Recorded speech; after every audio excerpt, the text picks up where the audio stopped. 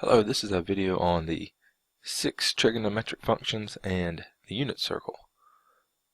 So these are the names of the 6 trig functions. Sine, cosine, tangent are the main 3, and then cosecant, secant, cotangent are the lesser known of the 6, or the lesser used. Sine, cosine, and tangent can be found on most scientific calculators, faceplates, and the graphing calculators. Where cosecant, secant, and cotangent are typically left off of there because of their relationships with the first 3. We can basically get to the other 3 from using the first 3. Alright, let's get into the unit circle and talk about the definition, especially of these 2. And what we're also going to see is all 6, well, the other 4 can be given in terms of these first 2, the sine and cosine. Everything kind of comes back to these 2 guys right here. So let's first look at the unit circle. What is a unit circle? Well, a unit circle is a circle centered at the origin with a radius of 1. And if we look at any point on that unit circle, this point right here, let's call this the point xy. Alright, so there's the x coordinate of that point and the y coordinate of that point. And we're just talking about an arbitrary point that happens to fall on that unit circle. Well, we're used to describing that point with moving over x units, whatever the x coordinate is, and then moving up y units, whatever the y coordinate is.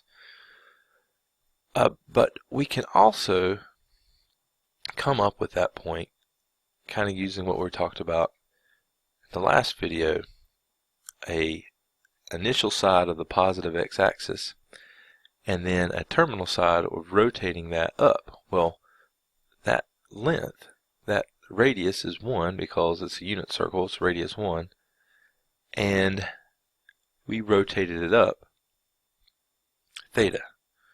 Okay, now every point on that circle can then be found by using a radius of 1 and an angle of theta.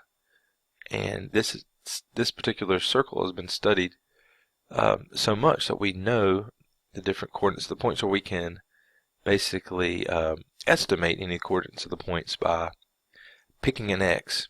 Give me an x, and then I go up to whatever y coordinate that is, and then if you look, I've created a right triangle inside of there. So if I know an x coordinate, or I can just pick any number between 0 and 1, I can use the Pythagorean theorem because I know this is a radius 1. I can use the Pythagorean theorem to come up with y.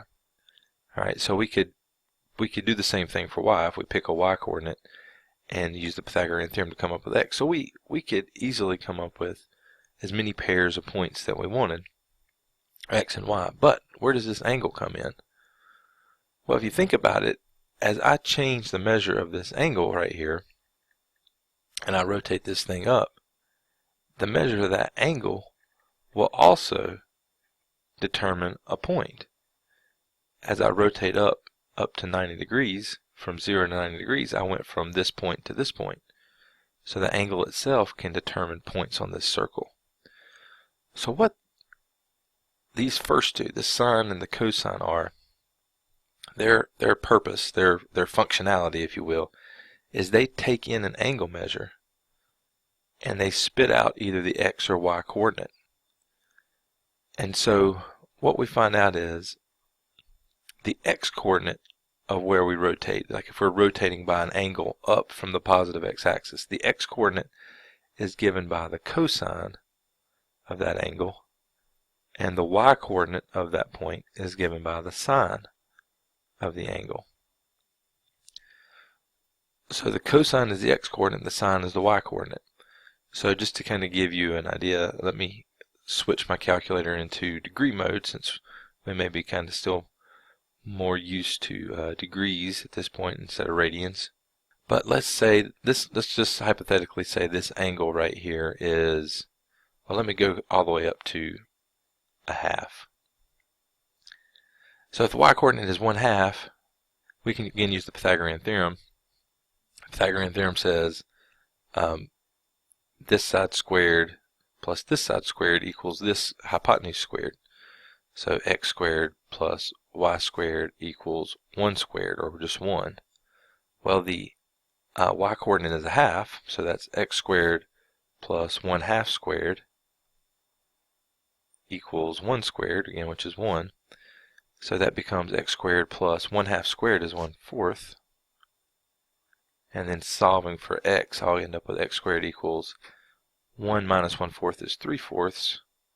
And then taking the square root of both sides, I get x is equal to, technically I get plus or minus the square root of 3 over 2. Taking the square root of 3, I get the square root of 3. The square root of 4 is 2. Plus or minus, because it's a circle, it's not a function. I could have been down here where the y coordinate is a half. But I know I'm up here. I know I'm dealing with this point, so it's the positive square root of 3. So that point on here is the square root of 3 over 2 for x, and then 1/2 for y. Alright, and that's the sine cosine pair. Okay, now I want to show you that that angle that we're dealing with, I happen to know it. You'll learn it soon enough. We can look at your unit circle from the last section.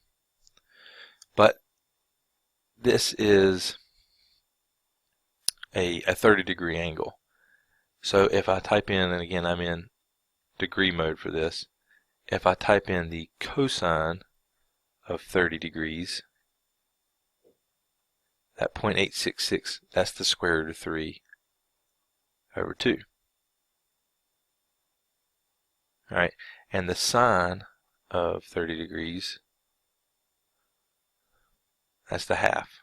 Okay, so the x and y coordinates of that point are being given by the cosine and sine of the angle of elevation off of that positive x-axis.